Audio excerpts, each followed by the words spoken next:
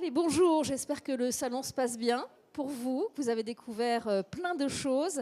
Ici, vous êtes au bon endroit pour prendre le temps de la réflexion et pourquoi pas de l'échange avec nos invités. On parle aujourd'hui des solutions de la douche Géraud Resso. À quoi est-on tenu dans le neuf? Alors en 2021, un arrêté est venu préciser que la zone de douche ne doit plus comporter de ressaut dans les logements neufs, appartements ou maisons individuelles en lotissement ou destinées à la location. Je rappelle, mais peut-être que vous le savez déjà, que le ressaut de douche est la différence de niveau entre le sol de la salle de bain et celui de la douche. Alors, quelles sont les obligations des professionnels dans le neuf? Quelles sont les solutions que proposent les fabricants? On en parle tout de suite avec nos invités. Bonjour, Bastien Pocachard. Vous êtes directeur général du groupe Laser. Laser est une société familiale qui a été, je crois, créée il y a plus de 40 ans dans la belle ville de Marseille. Votre spécialité, l'étanchéité, ça tombe bien, on va évoquer vos solutions. Bonjour Laurent Debré. Vous dirigez Decotec. Decotec existe depuis 50 ans. La marque est connue pour ses meubles de salle de bain design. Ils sont très très beaux, on peut les voir sur votre stand. Et pour la première fois, vous vous lancez dans les receveurs avec un produit léger et résistant dont vous allez nous parler. Mais avant cela, je me tourne vers vous, Hubert Maître. Vous êtes secrétaire général de l'AFISB, dont le stand est juste droit devant nous. L'AFISB, c'est l'association des industries de la salle de bain qui regroupe évidemment les professionnels du secteur. Alors Hubert, est-ce que vous pouvez nous rafraîchir la mémoire? On a un invité surprise. Bonjour monsieur. Comment allez-vous? On va laisser Hubert répondre à votre question. Hubert, rafraîchissez-nous la mémoire sur les exigences réglementaires pour les douches zéro ressaut dans le neuf. Voilà, dans le neuf. On ne va pas devenir des experts de la réglementation parce qu'on peut s'y perdre. Moi, je vous propose de décliner justement le guide du CSTB qui a été mandaté par le gouvernement et par la DHUP pour décliner ça en solutions. Parce que décréter le zéro, tolérance zéro, en plus et en moins, dans le bâtiment, ça semble une gageure. Alors, on traite donc de la salle de bain principale dans laquelle il y a une douche zéro ressaut, et on traite de l'espace cloisonné. Quand il n'y a pas de cloison, de paroi de douche, à ce moment-là, on recommande un matériau homogène, type carrelage ou autre solution synthétique. Donc dans l'espace cloisonné, le receveur fini a sa place, il est encastré au niveau du sol, il faut qu'il soit à fleur de carrelage, et la gageure, c'est l'étanchéité dans ce cas-là. Et donc, l'acoustique n'est pas tout à fait concernée parce qu'évidemment, dans un receveur fini, on rentre pieds nus et pas en chaussures, alors que quand l'espace est ouvert tout en carrelage, le nettoyage peut se faire en chaussures. Une pente uniquement sur l'espace de douche. Quand ce n'est pas cloisonné, c'est sur toute la surface. Un revêtement anti-glissance. En tout cas, on va s'entendre sur un PN minimum, mais en fonction des cas, le PN pourra aller jusqu'à 24. Voilà. Et puis, il y a une dimension de l'espace qui est minimum 120 par 90 cm, 90 cm étant la norme, enfin, la largeur de référence aujourd'hui partout. Voilà, c'est devenu, on a eu 80 et maintenant on est à 90. Donc on parle bien d'un espace de douche accessible, cloisonné, avec un receveur fini et sa solution d'étanchéité. Donc cette solution d'étanchéité a été possible à partir du moment où les fabricants de receveurs se sont rapprochés des fabricants d'étanchéité. Voilà. Et aujourd'hui, on vous propose entre autres 2 fabricants. Il y a 6 maquettes sur le salon de fabricants qui exposent sur Idéobain qui ont obtenu la TEX, la fameuse certification de l'adéquation entre la bande d'étanchéité qui est solidaire sur la tranche du receveur fini et que l'on vient coller toujours de façon étanche à l'étanchéité de la salle de bain. Je précise que, je ne l'ai peut-être pas dit, la salle de bain est devenue à étancher sur toute sa surface. C'est Ça, c'est la loi qui une le des demande. conséquences. Voilà. On parle bien de la salle de bain principale, zéro ressaut. Il y a la deuxième salle de bain ou la salle d'eau, la troisième. Il est probable qu'on se dirige vers une étanchéité totale aussi sur ces deuxième et troisième, mais en tout cas, il n'y a pas d'obligation réglementaire.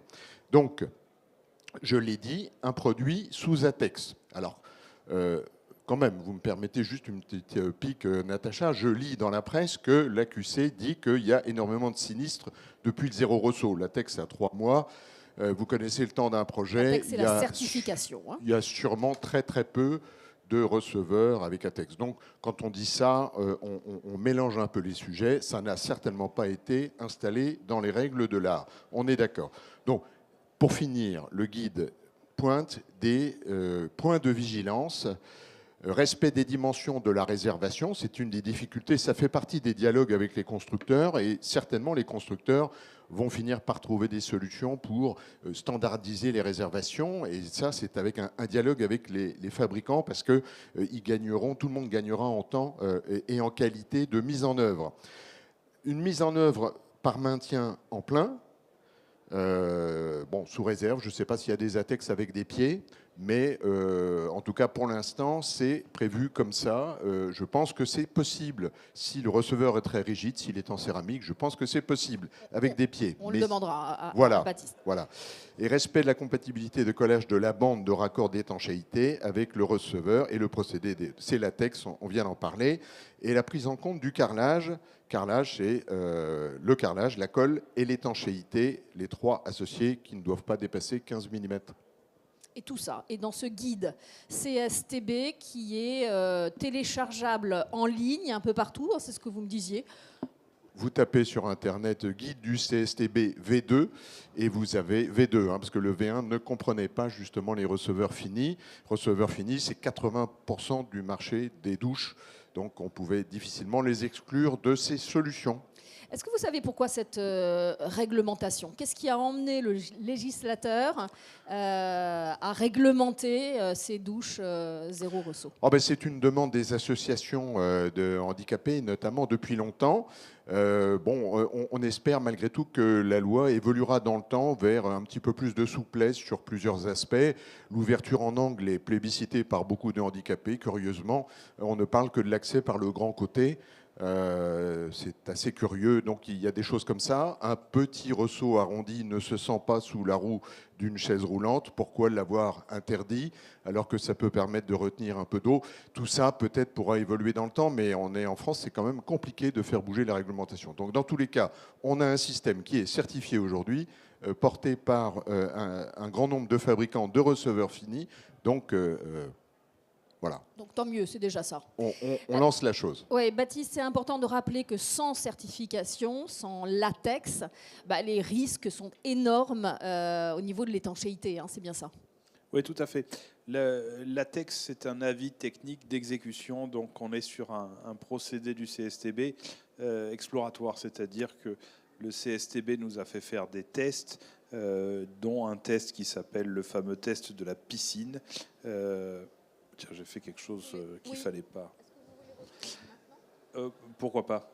Et tu peux lancer les slides, s'il te plaît, Greg. Test de la piscine, en fait, fait que nous avons dû réaliser une étanchéité avec le receveur fini sous 10 cm d'eau pendant plus de 20 jours, avec par la suite une déformation du sol qui a entraîné un abaissement du receveur de 20 mm et qui nous a permis de constater, après donc 40 jours passés sous l'eau, je ne vous raconte pas l'état de l'eau à la fin des 40 jours, que le receveur n'avait pas fui et que l'étanchéité était parfaite.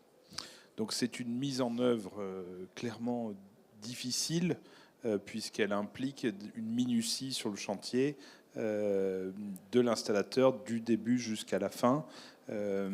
L'eau, c'est assez insinueux, ça va passer par des tout petits trous et ça peut provoquer des dégâts. Alors heureusement que le CSTB nous fait faire des tests à maxima, on peut dire ceinture et bretelles, pour que, à minima, dans une utilisation quotidienne, même si l'installateur est moins précautionneux qu'un ingénieur qui va faire ça chez Laser, on puisse bien entendu garantir l'étanchéité périphérique du receveur. Allez, on va évoquer vos solutions. Vous les verrez à l'écran. Laurent Debré, vous présentez pour la première fois, je l'ai dit sur le salon, Decolite. C'est le nom de ce receveur tout à que fait. vous déclinez en 2 modèles. Alors pourquoi est-il si particulier ce receveur? En fait, Decotec, comme vous l'avez bien dit, est avant tout un fabricant de meubles de salle de bain. Dans le meuble, nous fabriquons la totalité, y compris les vasques. Donc nous avons un vrai savoir-faire sur les résines, sur les vasques en solide surface et les vasques en céramyle, qui est un béton gel coté. Donc on est parti de l'opportunité d'un marché existant, dans lequel nous n'étions pas, qui était le receveur, qui est en phase de transformation. Et on s'est dit, on a une technologie que l'on maîtrise, comment apporter un service qui corresponde aux attentes des installateurs et des clients finaux. Parce que c'est plutôt culotté de vous lancer dans les receveurs alors que bien d'autres le font et que vous avez déjà une expertise sur les meubles. Oui, mais c'est justement saisir une opportunité à ce moment-là où le marché est un peu perturbé. Donc nous avons la chance d'avoir des partenaires comme Laser qui nous soutiennent justement dans une réponse produit du zéro ressaut. On s'est rendu compte que l'une des grosses problématiques des installateurs sur les receveurs, c'était le poids. Et là, il fait 23, c'est bien ça? Oui, 23 le Decolite est lancé à 23 kg du mètre carré et on a le Extra Light qui est avec un béton allégé suivant les technologies de vasque que qu'on maîtrise à 17 kg du mètre carré. Et là, on vient avec un produit qui est, je dirais, exceptionnel dans ses performances de poids, avec des aspects visuels qui sont aussi différenciants de ce qu'on trouve sur le marché. Mais c'est surtout comment rendre la vie de l'installateur plus facile, parce qu'on se rend compte que, comme le disait Hubert, avec le vieillissement de la population, le PMR, ou au moins ce que j'appelle moi la seniorité, l'accès de nos salles de bain à la seniorité devient vraiment problématique. Et le remplacement des baignoires par des receveurs pour donner un accès beaucoup plus simplifié à ces personnes est une des problématiques des prochaines années. Avec ça se pose déjà, mais exact, effectivement. exact. Et il est recoupable sur. Oui, bien sûr, parce que vous pensez installateur, et malheureusement, tous les murs ne sont pas complètement droits dans une installation. Il faut éventuellement que l'installateur ait un peu de travail de finition pour pouvoir le recouper. Ouais. Donc, très très fin, on a sorti avec 24 mm d'épaisseur, donc déjà très très fin pour justement éviter le maximum du zéro ressaut. Et grâce à des partenariats comme avec Laser, avoir un produit qui soit complètement fini et étanche. Et ce qui est intéressant, c'est que vous le fabriquez vous-même en France. Dans la Sarthe. Dans la Sarthe. Voilà, ça aussi, c'est aussi unique. Je vous remercie de le dire, parce que c'est vrai que on est un peu chauvin chez Decotec. Tous nos produits, y compris nos miroirs, sont fabriqués dans la Sarthe. On n'est plus beaucoup. On n'est plus beaucoup, malheureusement. Vrai. Baptiste Bocachard, donc je rappelle, vous êtes spécialiste de l'étanchéité. On l'a dit, Decotec a fait appel à vous pour développer Decolite et sa gamme. Qu'est-ce que vous avez apporté de plus à ce produit? Alors, je rappelle que vous ne travaillez pas que pour Decotec. Il y a 21, c'est ça, fabricants. Vous collaborez, c'est ça? Tout à fait. Alors, on n'a pas participé à la création du receveur de Decotec, qui a son propre bureau d'études et qui a développé le receveur. Nous, on a participé à l'étanchéité périphérique. Laurent disait que son receveur faisait 24 mm. 24 mm, quand on a une pente de 1%, on va aller vers le siphon. C'est pas beaucoup. C'est pas beaucoup pour répondre à l'équation compliquée de je veux le receveur le plus fin possible, je veux une bonde qui aspire mon écoulement, mais il faut que je sois encastré avec mes hauteurs de dalle et des bondes qui sont extra plates le plus possible. Donc l'équation elle est quasiment impossible, et donc il y a forcément de l'eau qui va sortir du receveur. s'il n'y a pas un entretien au niveau des bondes. Donc c'est le constat qu'a fait le CSTB notamment, et c'est pour ça qu'il y a ce fameux test de la piscine. L'eau va nécessairement partir un peu en périphérie, malgré la conception de tous les receveurs du marché. Et ça, c'est dans l'exigence. C'est fini d'avoir des receveurs dans lesquels on a 5 cm d'eau. Maintenant, l'eau va forcément pouvoir s'évacuer, et c'est pour ça qu'elle va sortir dans la salle de bain de temps en temps s'il n'y a pas un bon entretien. Et c'est pour ça que l'ensemble de la salle de bain doit être étanchéifié. Hubert, vous vouliez ajouter quelque chose? Oui, alors c'est pour la salle de bain principale. Il reste la deuxième et troisième salle de bain, c'est-à-dire qu'on peut encore avoir des receveurs posés par-dessus et ne pas avoir cette difficulté à démultiplier en plusieurs installations. Et on peut souhaiter avoir des gardes d'eau, évidemment, c'est une sécurité, notamment avec les enfants. On peut avoir des vidages qui soient bourrés de cheveux et donc avoir des petites difficultés. Donc l'un n'empêche pas l'autre, ça reste et ça restera aussi un marché. Et ce sont les attentes des consommateurs. Les gens veulent avoir une salle de bain avec une douche dite à l'italienne, d'avoir un passage le plus fin possible et d'avoir des pentes qui ne sont pas visibles parce qu'esthétiquement, ce n'est pas joli. Bien sûr. Donc les fabricants répondent à la demande des consommateurs et derrière, il faut quand même assurer l'étanchéité et c'est la mission principale de Laser depuis un peu plus de 40 ans. Donc vous avez des feuilles d'étanchéité qui sont en sortie horizontale ou verticale, hein, c'est bien ça, avec différents supports de grilles. Alors l'installation, on va dire, sur le kit Zéro Rosso certifié par un ATEX est assez simple puisqu'en fait, vous voyez sur la partie basse un rouleau. Ce rouleau, c'est une bande adhésive alternée, c'est-à-dire qu'il y a une partie qui est inférieure qui va coller sur le bord du receveur et après la partie du dos va coller sur le mur ou sur le sol. Donc l'installation est assez facile. On va coller tout autour d'un receveur qu'on aura au préalablement dégraissé parce que nécessairement c'est pas toujours il y a des démoulants notamment pour les receveurs qui font que la pièce peut être un peu grasse, donc on va dégraisser le receveur, on va installer en périphérie l'ensemble des bandes. Sur ces bandes, on va installer un angle rentrant, un angle sortant pour pouvoir faire les remontées sur les murs, et je vais poser ce receveur en pose sèche, c'est-à-dire sans mortier, directement sur le sol et pouvoir faire le recouvrement. Voilà. Donc c'est assez simple, Hubert. Mortier maigre. Mortier maigre. Ou mortier. Très bien. Moi, j'aimerais que vous nous donniez quelques conseils, quelques points de vigilance également aux installateurs, aux professionnels, toujours autour de l'étanchéité, les préoccupations majeures, là où il faut vraiment porter l'attention. Et je vous poserai la même question, Laurent.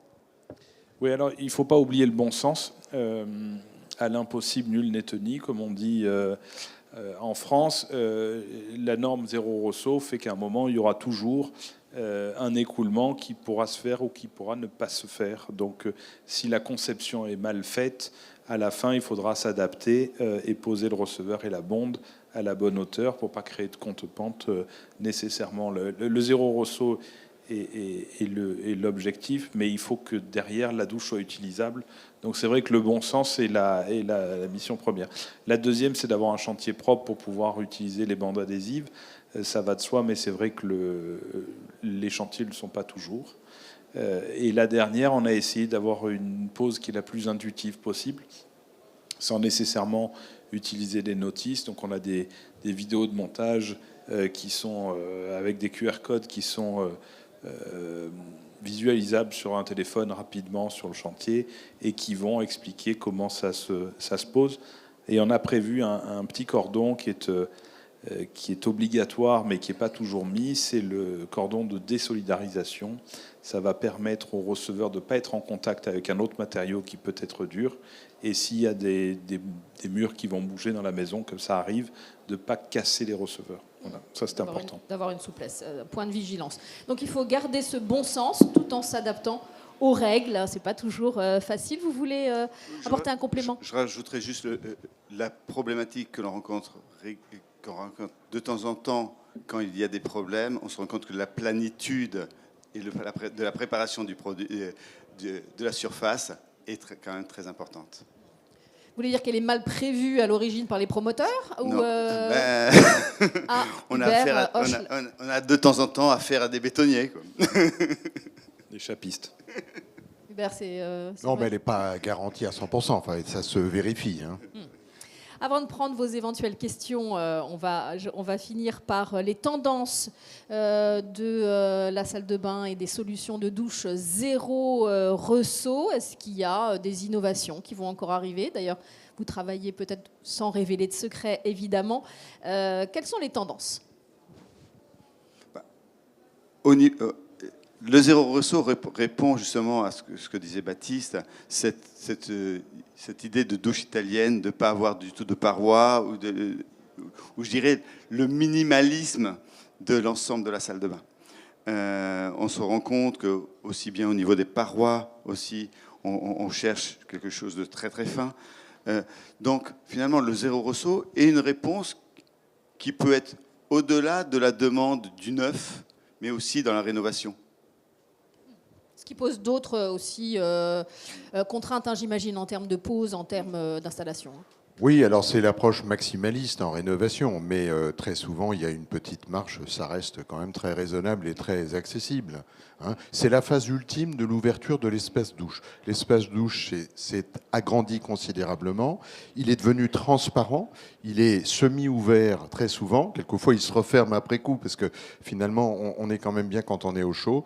Voilà, c'est la phase ultime, mais malgré tout, il y a des étapes moins puristes qui sont tout à fait confortable. C'est ce que disaient des architectes d'intérieur hier au sujet de la salle de bain, c'est que beaucoup d'espaces se referment maintenant au niveau de la douche pour garder un peu plus effectivement de chaleur. Vous vouliez sur les tendances rajouter quelque chose? Non, je disais que peut-être on verra apparaître comme on a dans des hôtels 5 étoiles où il y a des normes qui imposent d'avoir un siphon de sol sous le meuble de salle de bain, par exemple. Peut-être que c'est des choses qu'on voit déjà dans les pays d'Europe du Nord. Peut-être que ça sera une évolution si on continue dans ce sens à être maximaliste, comme dit Hubert, d'avoir une double évacuation dans la salle de bain. C'est pas nécessairement souhaitable ou non souhaitable, c'est que simplement, si les sinistres continuent d'augmenter, parce que les produits sont pas posés, parce que les produits sont mal installés, peut-être qu'à un moment, l'étanchéité sera vraiment dans toute la salle de bain et on demandera à avoir un nouveau siphon. Voilà, c'est une possibilité.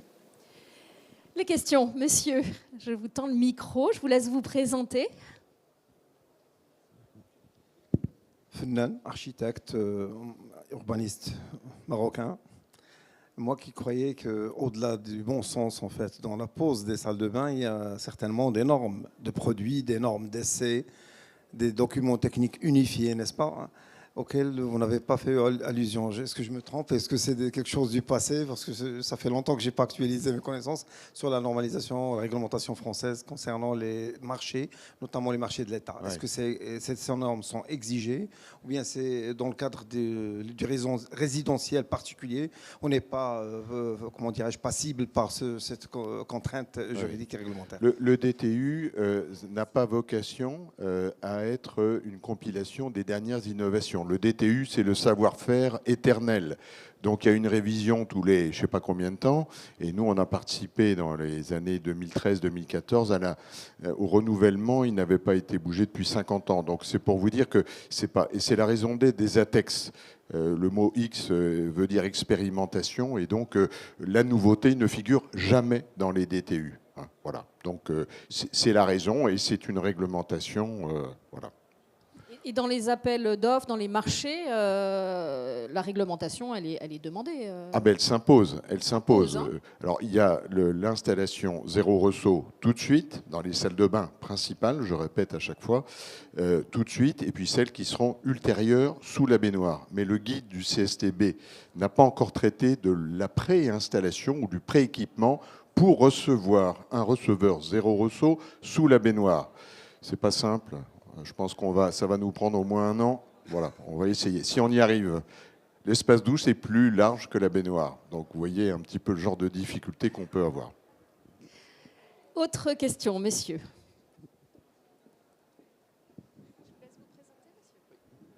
William Perrin, je suis travailleur en bureau d'études de conception. Donc, je suis en amont, mais je me pose des questions de mise en œuvre. Parce que moi, sur le papier, ça marche très bien, hein.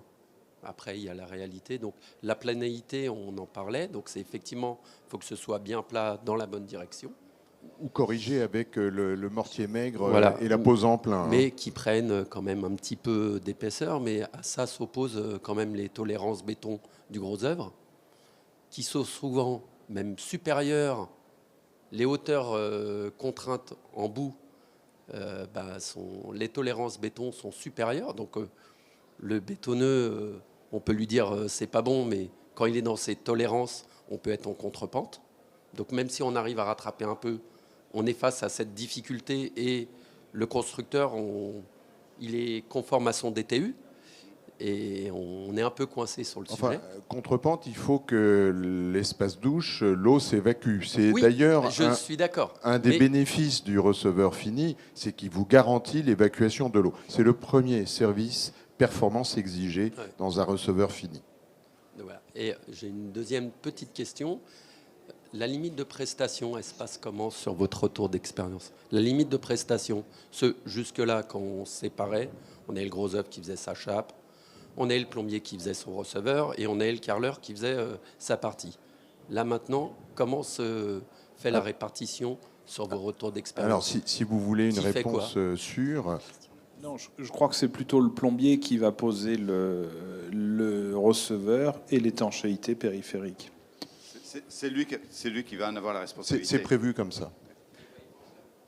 Il n'est pas étancheur, je crois qu'il a une Non, responsabilité il ne fait pas décennale, l'étanchéité de la salle de bain. Il installe la bande d'étanchéité avec le butyl sur le receveur. Je vous invite à regarder les maquettes, vous n'arriverez jamais à l'arracher. Il va simplement solidariser lui ou... Non, il va le coller.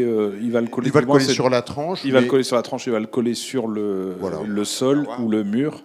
Et après, il peut continuer l'étanchéité avec un système d'étanchéité liquide. C'est précisé dans le guide normalement parce que cette question a déjà été posée lundi et un de nos confrères a clairement dit exactement ça et il connaît bien le sujet.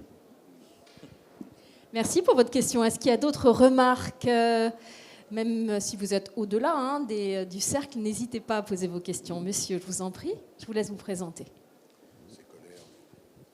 Thierry Develly, Société Jacob de Lafont. En quoi le kit laser se différencie-t-il du kit Wedi? C'était la première question. Et la deuxième, est-ce que vous avez en cours une ATEX auprès du CSTB? Alors oui, on a intégré même des receveurs Jacob de Lafont dans notre avis technique auprès du CSTB. Et notre kit se distingue puisqu'en fait, il a une pose, on va dire, sèche, dans la mesure où c'est un brevet qu'on a déposé chez Laser il y a une quinzaine d'années, avec une membrane double face alternée. Donc ça, c'est l'étanchéité, c'est quelque chose qui nous tient à cœur depuis plus longtemps que ce kit Zéro Rosso. Et en fait, il va être plus simple à mettre en œuvre, puisqu'en fait, il va coller sur une bord du receveur, et après, il va coller sur le mur, où il va coller sur le sol. Voilà. Autre question, intérêt? Non, on avait évoqué le nombre de marques qui sont couvertes par le... 21, oui, on a essayé de travailler avec l'ensemble des marques qui sont représentatives, dont Jacob de Lafont et Decotec, bien sûr. Madame. Oui, Madame Nargis. Je suis promoteur immobilier au Maroc. Donc, j'ai fait le suivi des travaux sur chantier.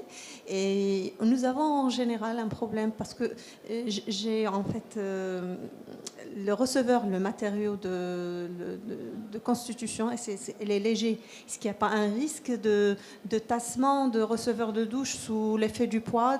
Parce que nous avons ce problème, énormément de problèmes, surtout quand il s'agit de receveurs de douche en acrylique. Oui, alors je ne pourrais pas vous répondre sur les receveurs acryliques, mais sur les receveurs en minéral, oui. Comme celui de surface ou du gel coat bétonné, on fait des tests. On fait des tests de rupture, des tests de choc. Et c'est vrai que J'aurais voulu arriver même à 1 cm, 1,5 cm pour avoir mis 1 cm sur 1 mètre, mais 2,4 cm, c'était vraiment le minimum pour atteindre cette solidité et correspondre aux normes. Donc, l'acrylique, c'est différent, je pense. Pas par rapport à la solidité du receveur. Moi, je parle du tassement sous l'effet du poids du client. Oui. Mais alors, il y a deux éléments de réponse qui me viennent à l'esprit. Il y en a peut-être d'autres. D'abord, on a parlé d'une pose en plein, ce qui exclut les receveurs creux en dessous. Et si vous voulez dire par acrylique une feuille d'acrylique comme le sont les baignoires, c'est clair que le marché, de toute façon, du receveur en acrylique en Europe s'effondre. Mais attention, quand on parle d'acrylique, je parle d'une feuille simplement. Quand il est comprimé avec un béton de synthèse en dessous, il retrouve les propriétés des receveurs rigides, quel que soit le solide surface et autres. Donc, important, il faut qu'il soit rigide, il faut qu'il ait une pose en plein, et les receveurs les plus rigides comme la céramique, on reste convaincu qu'il y a des possibilités sur des pieds. Mais pour l'instant, ce n'est pas prévu dans les ATEX, sauf erreur. Je ne pense pas. Ok, merci. Merci à vous. Autre question, autre remarque? Eh ben, on va remercier nos invités pour cet échange intéressant. Merci, merci messieurs, on peut les applaudir. Merci Natacha. Merci. N'hésitez pas à revenir nous voir dans ce forum Idéo-Bain. Demain, on parlera de la montée en compétence des concepteurs vendeurs et également d'un sujet crucial, les économies d'eau dans la salle de bain. À demain. Merci.